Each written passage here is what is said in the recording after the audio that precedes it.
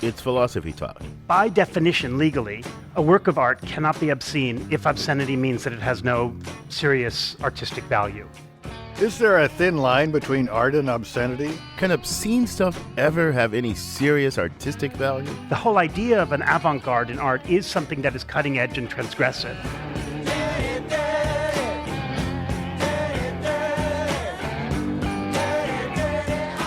Where is the line that divides genuine art from mere obscenity? Maybe it's the role of the artist to challenge what we think we know when we see it. Our guest is Richard Meyer, author of What Was Contemporary Art? Do we actually necessarily know obscenity when we see it if the definition of what is unfit to be seen changes over time? Should art always be subversive? Art and obscenity. Coming up on Philosophy Talk.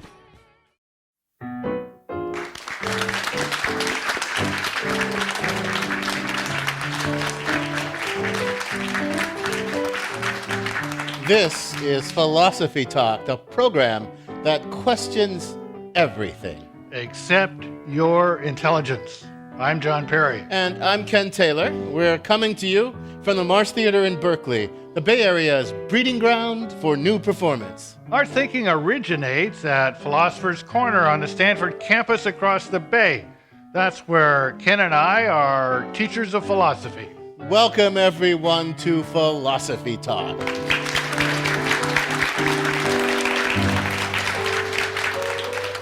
Now, today, we're thinking about art and obscenity. Specifically, we're thinking about how art sometimes intersects with obscenity and why an artist might choose to create a work that is, in fact, obscene. Well, John, why don't we probably should start with saying what we mean by obscene first, don't you think?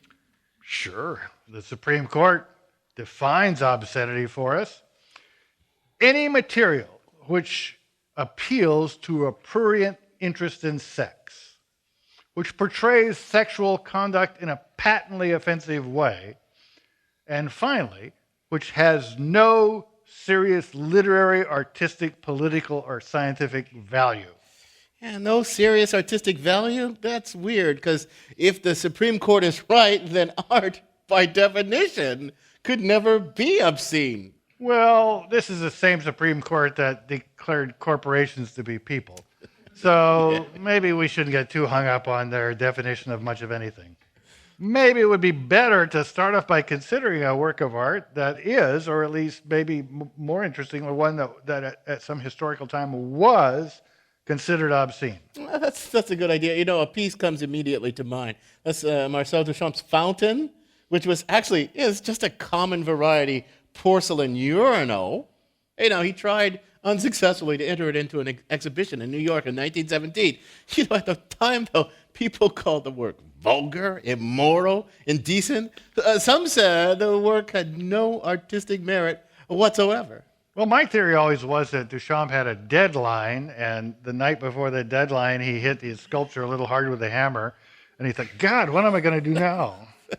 But maybe not. Anyway, Duchamp is now credited with having changed modern art forever by using a ready-made object instead of painstakingly creating the work with his own two hands. In one bold, if lazy move, Duchamp invented what we call conceptual art. No, you know, I can kind of get, given the mores of the time, why people were up in arms about that work back in 1917. But, you know, if you compare Duchamp's Fountain to more recent controversial works, it seems pretty tame, you know. Artists like Damien Hirst, who dissects huge animals and then displays them in formaldehyde.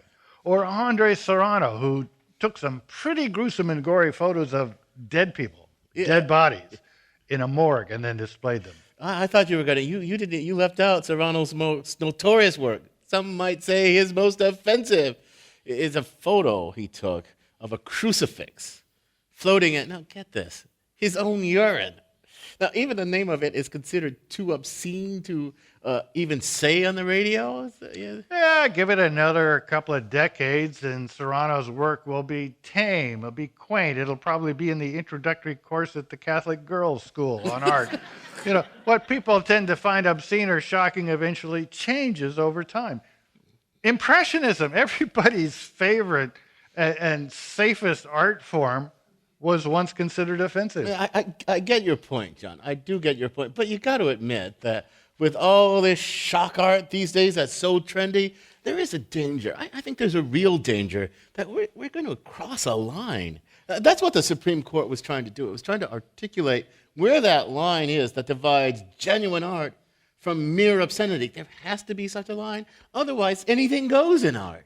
Ken, you want lawyers and judges, even such august judges as our Supreme Court, to decide what counts as genuine art? You want the law to dictate what artists can and can't do? Oh, John, come off your holy high horse there. The law already says an artist can't torture and kill another human being in the name of art. You can't do that. Okay, artists are not allowed to torture and kill. Duh.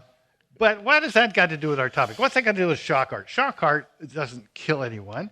It transgresses not the law, it transgresses conventions, mere conventions. And that's what artists not only have the right to do, they have a duty to do that. So you actually do think that anything goes as far as art's concerned? Look, if I stick a turd on a plate and call it dinner, would you think that was art?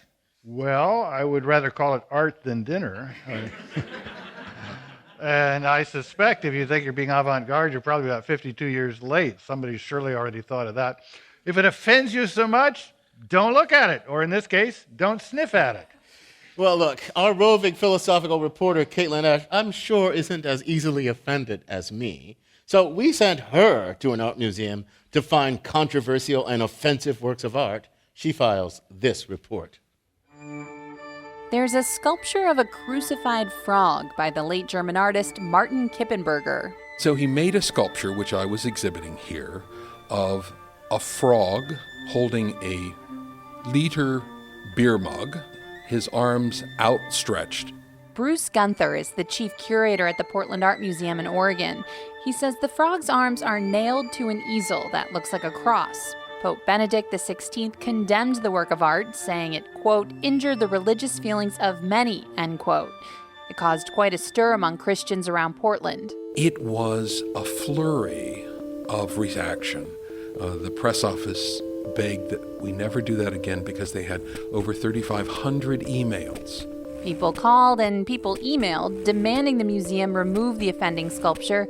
Gunther believes the work was misunderstood. Where did this object fit inside of the traditional notion of Christ on the cross, an image of reverence and resurrection, and this frog, which appeared to be on a cross, but was in fact the artist crucified in his practice, the artist on a painting easel.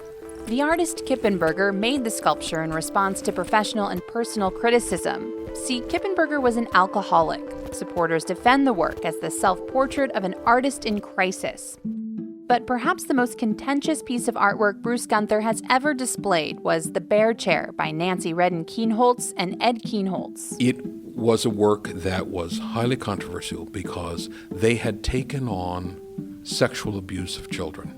It sparked outrage. Here are just a few comments from Facebook. It should make any adult with any morals completely sick to their stomach. I truly didn't expect to be revolted at the Portland Art Museum, but I walked around a corner where there were two young girls looking sick. They said that is disturbing. As a grandmother and mental health counselor for 29 years, I will not be bringing my grandson like I was planning to do. This art is abusive to children and adults alike. I am disgusted.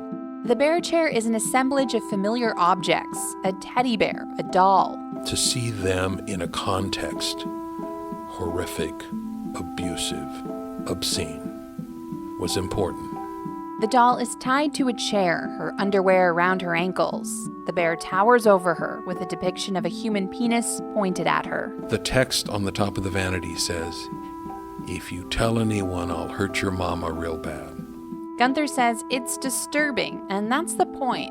The museum put up a warning sign, but many people marched past without reading it. They came around the corner, and some people were appalled that and thought the museum was promoting child abuse. Hard for me to understand that as a curator, because I saw the work as a powerful indictment. Some called the work obscene and demanded the museum take it down. Gunther refused. He says he's proud of the dialogue ignited by the work. I live in a world and I live a life in which art is never neutral. And I feel I've failed if people don't take notice of what they're looking at. They're not touched by what they're looking at. So if there's no comment, I think it is a failure. If there's no response or reaction, it's somehow a failure. The Bear Chair remained in the museum for a year.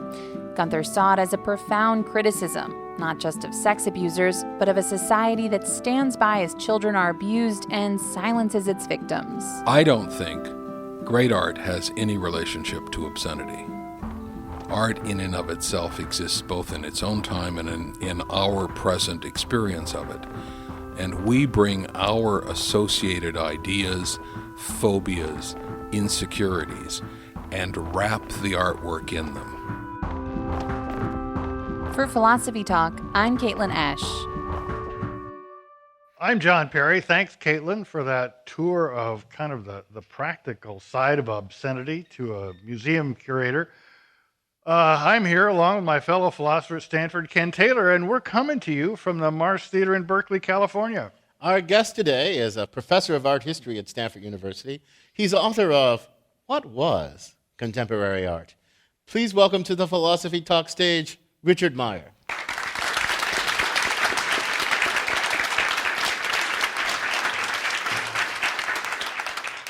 Richard, you think a lot about, you spend your professional life thinking a lot about artwork that borders on the pornographic.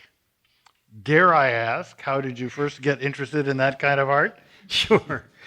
The professional answer to that is the following. In 1989, a full-scale retrospective of the work of Robert Mapplethorpe was canceled under pressure from conservative politicians and groups like the Christian Coalition, mostly because of the homoerotic photographs that Mapplethorpe had taken and the fact that a small portion of the show was funded by the National Endowment for the Arts. This was in New York. It was supposed. This was in Washington, D.C., which is one reason why it became so politicized.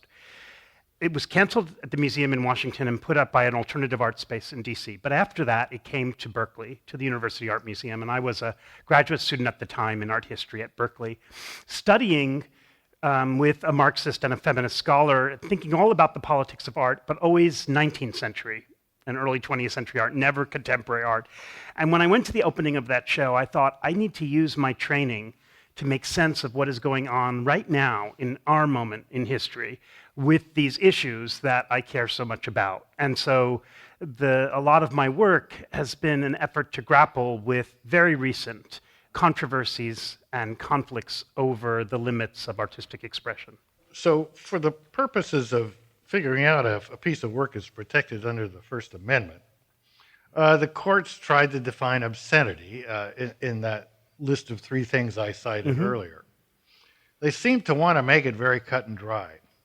So what do you think of their definition of obscenity, or anybody's definition of obscenity for that matter? I think as Ken pointed out a little earlier in your discussion, by definition, legally, a work of art cannot be obscene if obscenity means that it has no serious artistic value. However, artists are not lawyers, and they're not operating according to the logic of the law. So Robert Mapplethorpe, for example, whom I just mentioned, once said that he wanted to make art that was also pornography. This is very interesting to me, this idea, because we usually think of art and pornography as mutually exclusive, but not necessarily for an artist like Mapplethorpe, who's looking, for example, at the history of homoeroticism and thinking about physique photography and porn and other materials as an important part of a legacy that had been largely submerged because it was same-sex desire rather than heterosexual. And so that's just one case where I think we look at the artist precisely not to be a lawyer and not to be a Supreme Court justice, and in fact maybe to challenge those kinds of logical or even philosophical distinctions. Let's not be a lawyer. Let's not worry about the Constitution just yet. But let's worry about, there seems, when I say, if it's obscene, I say, but is it art? There seems to be some kind of contradiction between like a mere obscenity and art. Doesn't the more obscene the work is, the less standing it has as art? Is there no contradiction or tension there at all? I think there is a tension, and it's a tension that we need to grapple with, and we need, as serious viewers of art and citizens of, and parents, and to think about. I'm not myself a parent, but I mean those who are. And I think that we also have to think about the fact that we look to art. The whole idea of an avant-garde in art is something that is cutting edge and transgressive.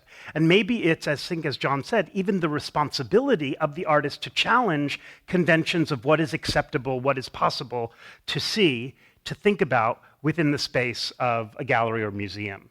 And that may include some materials that people consider offensive, or like a crucifix submerged in the artist's urine, which, by the way, is a drop-dead gorgeous photograph. This is Philosophy Talk, coming to you from the Marsh Theatre in Berkeley. Our guest is Richard Meyer, author of What Was Contemporary Art? Is shock value ever the same as artistic value? Does obscenity have a place in artistic expression? Where do you draw the line? Art, obscenity, and artistic value, along with questions from our artistic audience when Philosophy Talk continues. Hiding all the ladies' charms, Lady Godiva.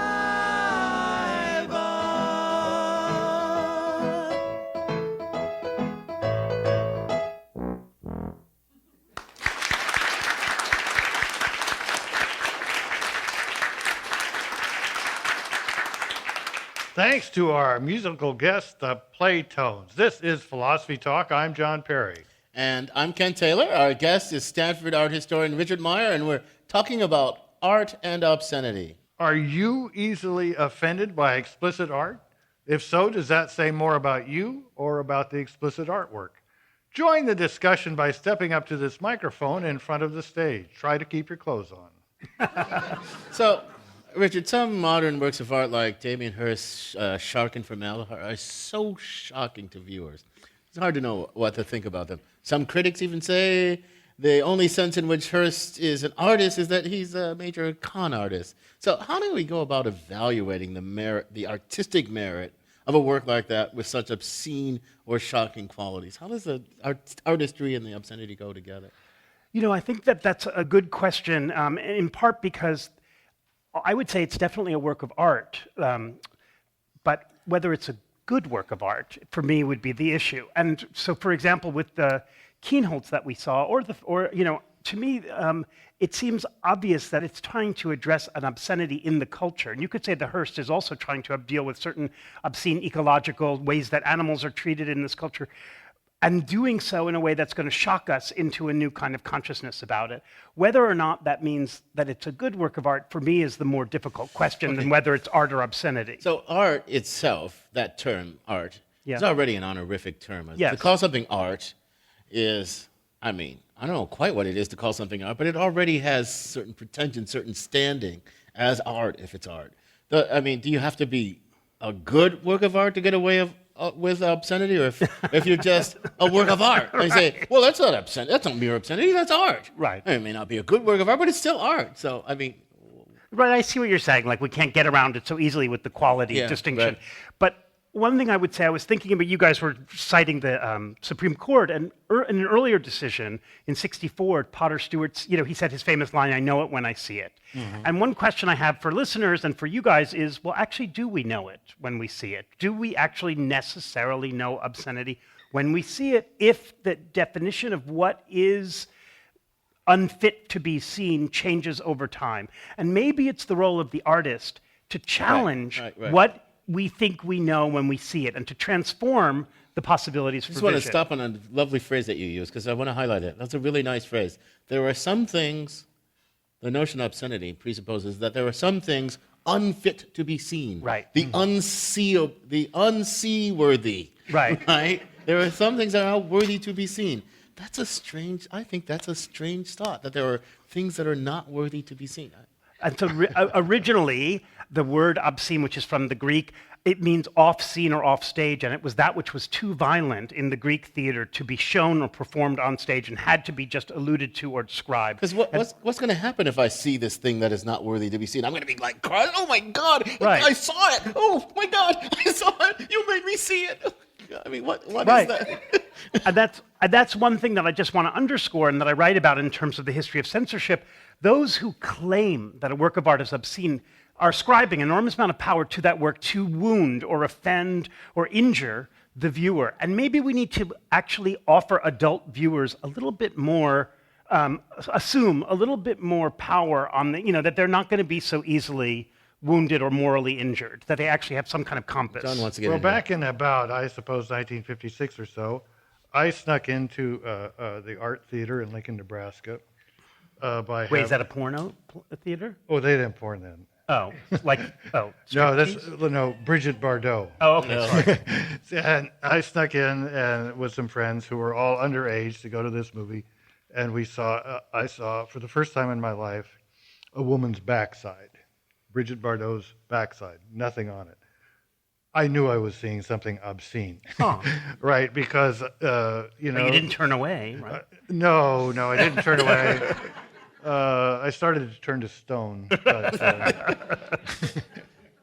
but the people in Lincoln, Nebraska said that you can't see that because you're not 18. And then it hadn't been long that anybody could see it in America, right? Now people would laugh at that's not even erotic. I mean, that's just kind of like you see Jennifer Aniston or anybody else on TV like that, you wouldn't think, oh, she's gone nude on us. So it is so time sensitive that it must not be a real category. That's your question. That seems to be a pretty good inference. It's got to be local, marginal, cultural, conventional, and not of timely and lasting importance. What do you think about that? I mean, that really deconstructs the obscene as something not of deep significance. I deconstructed something? Yeah, or something. What do you think about that? I mean, the only thing I would quibble with a little bit, and maybe it's a quibble with my own comment earlier, is, but as with Brigitte Bardot's backside, these things shape. Yes, it may be fleeting. It may be. I mean, as with not being allowed or being allowed I love to your see it. puns, but as with Brigitte Bardot's backside, these things shape. Anyway, No, what I mean is So many levels of meaning here. Yeah. the definition of obscenity changes over time, but then the time that we're in, it actually has huge ramifications for what we're permitted or not permitted to see and experience as art, as film, as culture. I guess like a speed limit. It's pretty Right. arbitrary and conventional, but if you're exceeding it and you get a ticket, it's Exactly. real. but if that's the way it is, it's local and contingent and all that sort of stuff, then I think John may be right that the artist does us a favor by opening our eyes to what's possible for human beings without deep harm. Gee, you are so afraid to see Brigitte Bardot's backside. Look! Oh my God, that's not so terrible. Oh, you're so afraid to see Brigitte Bardot's front side. Look! Oh gee, that's not so terrible. Right? So the artist does a favor. The artist frees us by being so transgressive. What do you think of that idea? I mean, I think that that's right, that the artist has a responsibility to try to liberate vision, but I also think it can get us into a place where artists are just pushing the boundaries for the sake of kind of shock or publicity. That's the danger of it. Right. You're listening to Philosophy Talk. We're in front of a live audience at the Marsh Theatre in Berkeley, California, talking about art and obscenity. We've got a question from that audience now. Welcome to Philosophy Talk, ma'am. Hello, my name is Claire, and I'm from Berkeley. It occurred to me, and I just wondered what you thought, that art somehow teaches us. I mean, it seems that's what you guys are saying. Like, who hasn't dissected a frog? And maybe he was traumatized by that and put it up there. And then once I saw this In Out of the Cold, and it was a room full of eunuchs at various stages, and it told the stories of people who had in China been made eunuchs. And it taught me, it was teaching. Well, I appreciate that point, that I think good art, or art that I would, let's say, want to teach or want to show my students or want myself to see, should teach us something we don't already know. And I think the question is, we've all seen, or many of us, maybe all of us, have seen pornography. So just showing us pornography in the context of an art gallery is not teaching us something we don't know. Now, mixing pornography with, was it Jane Austen? Yes. Yeah, may be teaching us something we don't know. And so I think that's kind of the issue. Is it actually revelatory? Which I do believe still. It's a little old-fashioned, but I still believe that art should be revelatory. Welcome to Philosophy Talk, sir. Hi, my name's Evan. I live in Berkeley. I think this is building on that point. We're talking a lot about the risk of seeing something that's obscene and mistaking it for being bad when really it's good. But these days, when it seems like everything goes, could the risk really run the other way? Are we seeing a lot of things that are obscene and thinking they're good when they're actually bad? Yeah, that's a really good question. Do you have I want to follow up because, when I started thinking this way, I thought, well, why not see everything that's potentially seeable? I guess there are some things that to see them, it may be not to hurt you, but is to coarsen you, is to demean you, is to demean the thing seen, is to demean human experience. So some things just should not be seen. But if I were then to ask you, what are those things, it would be very difficult probably for you to articulate them. Well, the suggestion that I made spontaneously of dinner, I made that to take a dig at John, but why would I have to see that? Right. Well, or take an actual case of child abuse that somebody has videotaped. Well, I don't think people should look at that, even if they would find it titillating, even if it might be all right for them to look at a depiction of child abuse. I'm not saying that it would be. On the other hand, you can imagine some really terrific artists, like you said, it was a great photograph of the crucifix and urine. Well, you could have a great video with lots of artistic effects and, surround sound, if that's good, I don't know. And, phasing in and phasing out. And, yeah, definitely. It could be an artistic tour de force. Still, should it be seen? I would think myself not. I'm just imagining John's a depiction of child abuse that really represents like what the abuser is like, gets you into his or her mind. Mm-hmm. So is a really powerful journey into a dark and evil mind and is really beautifully done and represents it from the child abuser's perspective. We're talking about Lolita, aren't we? Well, yeah, right. There's something about that. I don't know. There's some part of me would say, gee, to see that way with that vivacity, maybe an artist shouldn't do that to us. But I think that what is heartening to me is that we are asking these questions about what are the limits. It's when then people decide that they're empowered or that they are going to become the arbiter or legislator to decide, okay, I'm going to enforce what these limits should be, that I get a little nervous. But I just want to say in response to the last question, I do think, now that you see, I've seen on trains and sometimes just walking around, people watching, I don't know if anyone else has seen this yet, but porn on their telephones, and so actually literally now it is like everything is part of the public sphere. And I think that you're right, that maybe there's this, and this is something I think about with my students who, sexting and whatever else is just, they're not at all shocked by anything. There's very little that's shocking to them within the visual imagery of the body or of sexuality. And I wonder if maybe it's that what's sort of more shocking would be a restriction, some kind of not allowing them access to their phones. Or anyway, I wouldn't do that because that would cause a riot on campus. It sounds like if I'm into shock art these days, it sounds Stanford. like clearly we want to protect children from obscene, but the restrictions on obscenity and pornography, are they just designed to protect children? They're designed to protect anybody whose sensibility might be offended, any community that wants to regulate this stuff so that it's not. Isn't that right, or am I wrong about that? No, absolutely. And when we look, especially when we look at, for example, the religious offenses, those are not usually, when people say you can't show a crucified frog or you can't show a crucifix submerged in the artist's urine, those are not claims being made on behalf of children. Sexual subject matter is a different issue, but often it's a claim being made on behalf of you're injuring a whole group on the basis of religion, and that is not fair. See, this is another thing that bugs me. Injuring a whole group on the basis of religion. The religious people have a notion of sacrilege and the sacred, and you shouldn't transgress this. And I'm like, well, why not? That is, what gives you the right to say, John said to me, if you don't like it, don't look, right? What gives you the right to restrict? What gives anybody the right to restrict what I can make seeable, what I can make, yeah, okay, sure, they'll take offense. Okay, you're not a captive audience. You can always walk away. I don't get. I don't get. I mean, I'm not required to. What makes me required to respect your boundaries or your views about what the sacred is or anything like that? But look, if you're going to put it in a matter of rights, I think the other way around is the most natural way to go. If you've got parents that want to restrict their children and want to have certain things not in their house, what right is it the government to say they can't do that? Well, I mostly agree. It's not their right. What if you have a community of like-minded individuals who want their community to have certain standards? Maybe they're Mennonites or this, that, or the other thing. Well, if you don't like it, you can leave the community. If you want to go read James Joyce, move to Portland. But don't sit here in Orem, Utah, and expect to be able to buy a copy of James Joyce. So, yeah, the rights of the individual are one thing, and yet on the other hand, who is it to restrict people from making judgments about what can be seen and what can't be seen in their house, in their community, and so forth? I agree about their house. I don't know about their community. Right? I agree about their house. That's a kind of purely private sphere. But no, if I have a store over here that sells these things and some community doesn't want it, so the people who walk in there aren't captives. They're free, autonomous, self-governing people. Oh, it offends me that you have this thing. Big deal.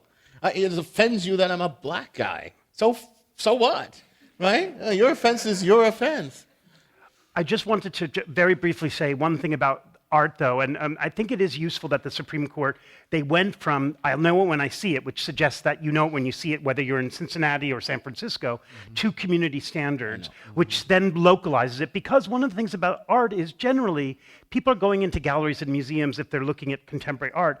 There's a suggestion that you're going in to see something you haven't seen before, and that there should be a certain kind of openness. Doesn't mean that anything is fair game, but you're not going to just happen upon Andres Serrano, or Robert Mapplethorpe, on the street corner. Well, that's true. They're too successful for that. Welcome to Philosophy Talk, Matt. Thank you. Mania from San Francisco, and I was wondering if obscenity in art would still be valid if there were no punishment associated to it.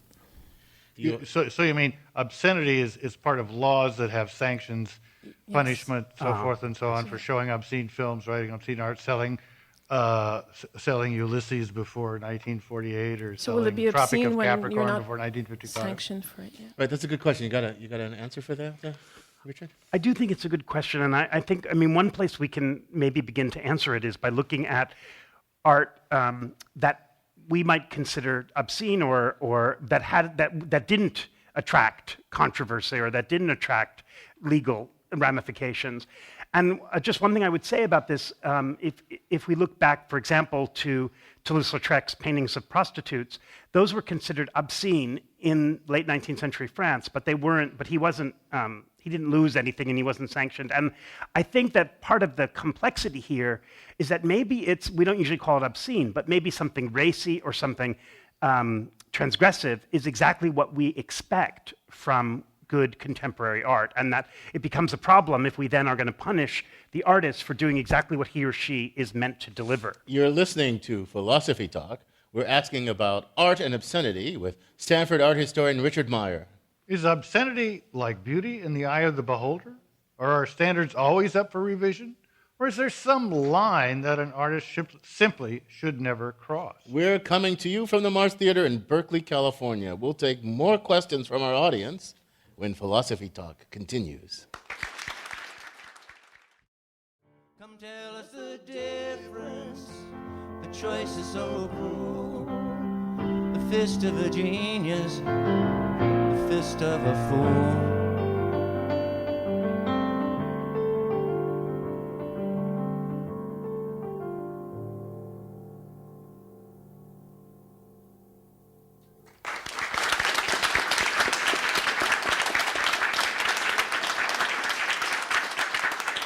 Thanks to our live musical guests, the Playtones, a nice tribute to Picasso and other talented jerks. I'm John Perry. This is Philosophy Talk, the program that questions everything except your intelligence. I'm Ken Taylor. Our guest is Richard Meyer, author of What Was Contemporary Art? We're thinking about art and obscenity in front of a live audience at the Marsh Theatre in Berkeley, California. We've got a question from that audience. Welcome to Philosophy Talk, sir. Hello, my name is Wallace. I'm from San Francisco, Oakland. And as you were talking about the different contexts for obscenity, both as to locality and space and time, place and time, and you mentioned Toulouse-Lautrec in the brothels with his prostitutes, I'm wondering if that absolute that you've offered up as obscenity, maybe for all time, child abuse, child pornography, couldn't have been found to have been different or not seen so severely in different places or different times, just the way different societies regard the marriage age for people. This is one of the trickier areas, I think, for our moment, which is that childhood, the eroticization of children, or what we now call children, and adolescence, which is, maybe adolescence is the more difficult area because pretty much everyone can agree on the wrongness of the sexualization of children. But I think that this, especially when we look historically at earlier moments when there wasn't the kinds of prohibitions that there are now, I think at art, and great art even, this gets very ambiguous. See, I think, okay, let's distinguish two things. Our moral imagination and our artistic imagination. Both are kind of conditioned, historically conditioned and contingent. We have a moral imagination. We come to see children in a certain way through our moral imagination, different way than we once saw them. Right? They're not just property of their parents and all this sort of stuff, and they have this absolute right to integrity of their body.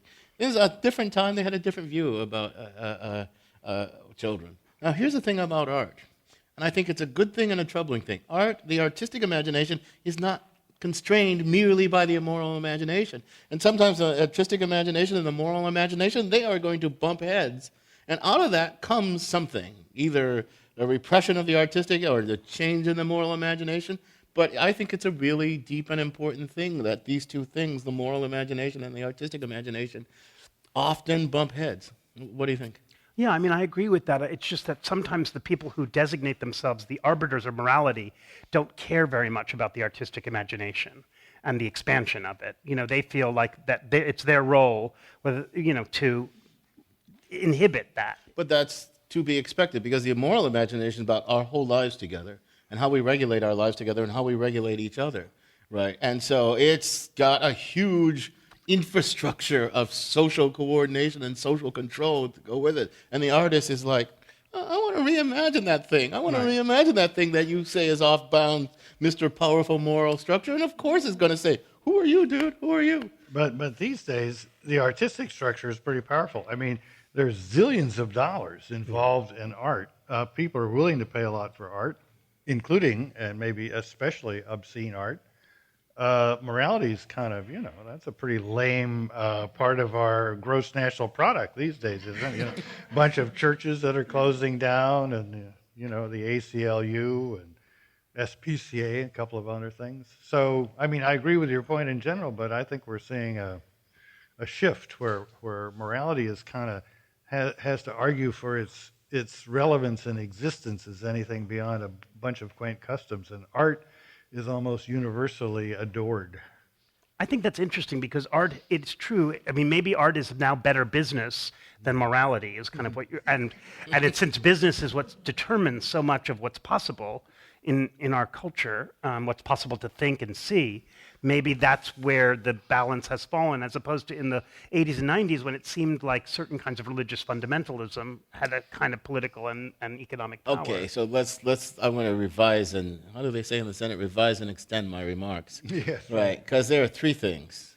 There's commerce, right? There is commerce, which I think Marx was right about capitalist commerce.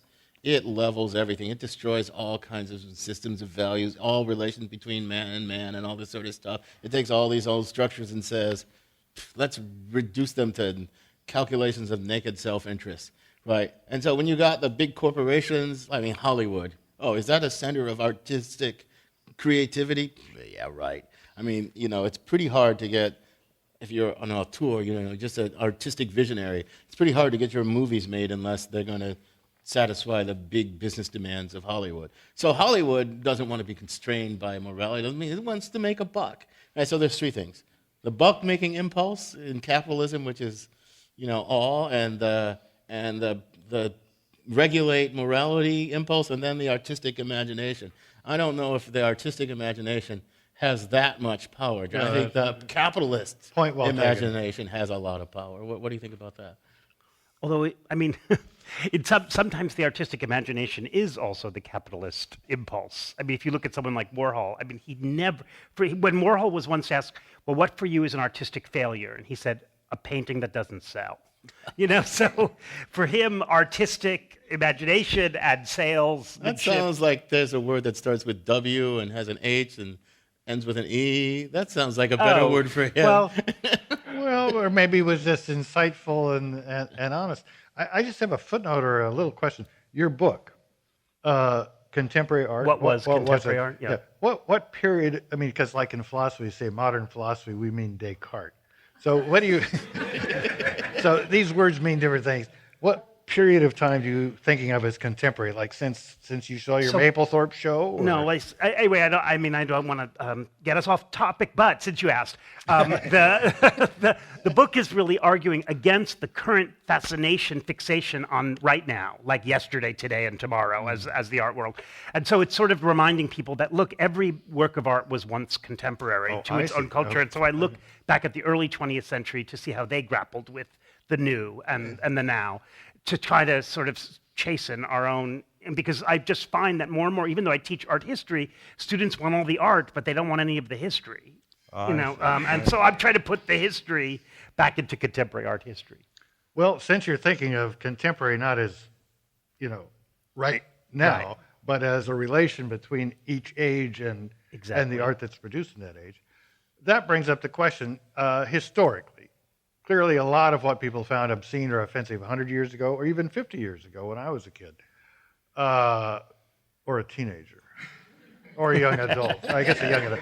50 years ago, I was a young adult. Like seeing a woman's ankles in public.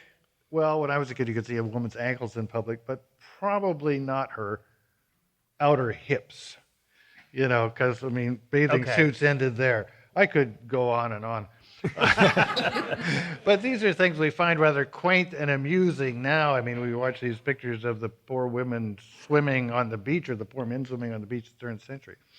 Now, probably people will think we're quaint to be shocked by artists like Mapplethorpe or Hirst.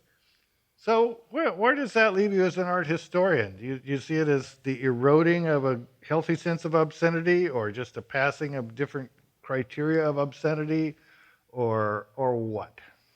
Yeah, no, it's a good question. And I think that it does help, just like community standards, it helps when we think about the fact so obscenity might mean different things in different places. It certainly does.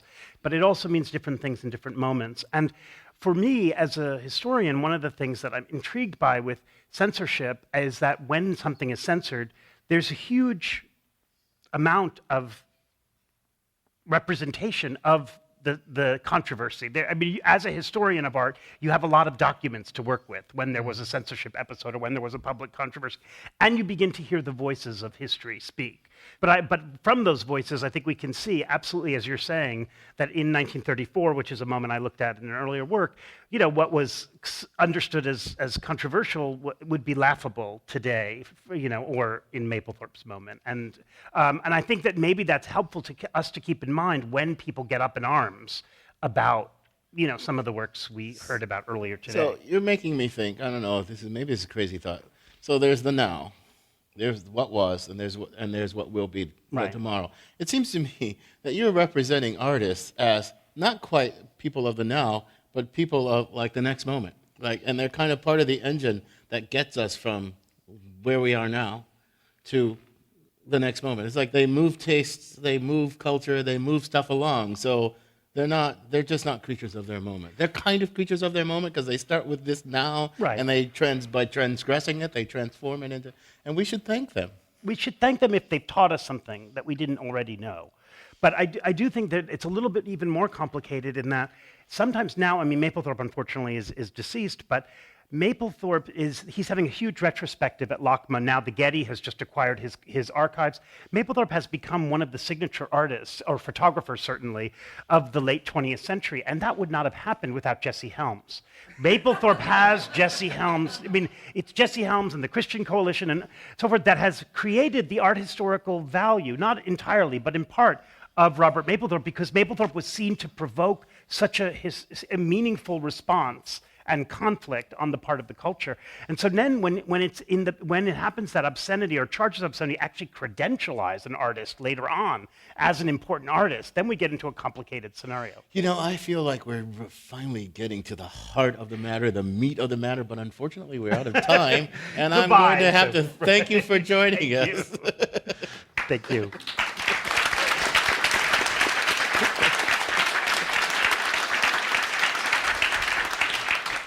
Our guest has been Richard Meyer, professor of art history at Stanford University and author of What Was Contemporary Art? So, John, what are your artistic thoughts? Where's your artistic thoughts tending now? Norman Rockwell, mostly. Very much yesterday. You're very much a man of the day before yesterday. But he was yesterday even when he was contemporary. But I thought we got to a very interesting point at the end. That is, if the honor of art depends on its having a strong adverse public reaction, then you've really created incentive that's beyond the artistic incentive for artists to strive for that. And that seems dubious that that's a good thing. Well, the incentive is you get to be in dialectic with now, but your job is to try and expand the range of human seeing. You can do that badly, you can do that well. If you do it well, then you're a great guy. No, if you do it badly, well, we forget you. No, if you do it in a way that offends Jesse Helms, you're in clover. Yeah. Is that well? Is that poorly? Who knows? Well, this is an interesting question, and the conversation will continue at Philosopher's Corner at our online community of thinkers, where our motto is cogito ergo blogo. I think, therefore I blog. And you too can become a partner in that community by visiting our website, philosophytalk.org. Now, here is someone who's always skirting that line between art and obscene speed, in this case. Ian Scholes, the 60-second philosopher. Ian Scholes. A while back, I found myself in Washington, D.C., sampling the cultural wealth offered there, the Smithsonian Museums, the National Gallery, and the FBI tour, which at that time ended with an agent firing a Thompson 45 submachine gun for our viewing pleasure. Woo-hoo. As it happened, the National Gallery was showing art by the painter Mark Rothko. The details are fuzzy, but I still remember the impact that show had on me. I knew about Expressionism, in the abstract, you might say, and didn't much like the principle behind it, which I took to be the artist approaching the canvas instinctively, literally attacking it in some cases to represent the artist's raw, naked, primal being. Well, no, not represent. Display the being, gored, spewed, right there on the canvas. Not a symbol, the literal mental and emotional state of the painter at the time of the painting, frozen for the viewer to see. Now, Mark Rothko was considered an expressionist, even though he didn't like that term. He had committed suicide back in 1970, and this show, I believe, was some kind of retrospective, except, as I recall, there was only one painting. There may have been others in the sidewalls, but as you enter the gallery, you only notice one huge painting called Untitled 1964, I believe, one from a series which critics dubbed the black-on-black paintings. I'd never seen anything quite like it. It was entirely black, 2 shades of black, the background a deep, oppressive black, smeared thick with a wide brush, and it was black as ink, black as an eclipse, as a bad luck cat, as a hole that sucks everything up, as a banker's heart. And then in front of that, and lower, a different black, a paler black, if that's possible, a grayer black, as if to offer initial hope from the abyss of the deep black, only to make you realize it's the same black, only imperfectly scrubbed. I found it impossible to stay in the same room with this painting. Even the guard lingered in the doorway and would not enter the gallery. I stuck around and noticed that viewers would enter the gallery, look at the painting, and then leave the room quickly, some even backing away from it as they moved. No denying it was a powerful painting. Now, I read that in his final works, Rothko was trying to achieve transcendence. He did not achieve that here. It seemed to me that this painting possessed the opposite of attraction. The closest thing to experiencing that painting in real life might be in the modern overabundance of warning labels. Do not enter. Some drowsiness may occur. Do not spray in eyes. Do not use near power lines. Not dishwasher safe. If erection persists for more than 4 hours, consult your physician. Nausea, sweating, increased risk of infection, blood pressure, glucose, visible particulates, fungus, itching, hives, severe tire damage, all of that and more distilled into one non-representational black thingy. Which is why you'll never see a replica of this masterpiece in a dentist's office or high-class lawyer's waiting room. And when the collectors come collecting, I suspect they'll pass this one by. Let it go. Just walk away. I gotta go.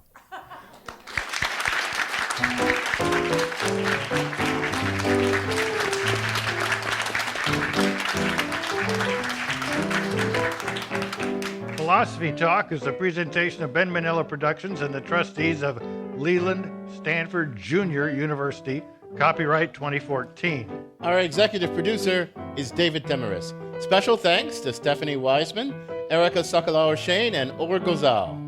Thanks also to Dan Brandon and Crystal Nickerson. The program is produced by Devin Strolovich. Laura McGuire is our Director of Research. Our Marketing Director is Dave Millar. Carola Kreitmar is our Performance Consultant. Support for Philosophy Talk comes from various groups at Stanford University and the partners at our online community of thinkers. And from the members of KALW, Local Public Radio San Francisco, where our program originates. The views expressed or misexpressed on this program do not necessarily represent the opinions of Stanford University or of our other funders. Not even when they're true and reasonable. The conversation continues on our website, philosophytalk.org, where you too can become a partner in our community of thinkers. I'm John Perry. And I'm Ken Taylor. Thank you for listening. And thank you for thinking.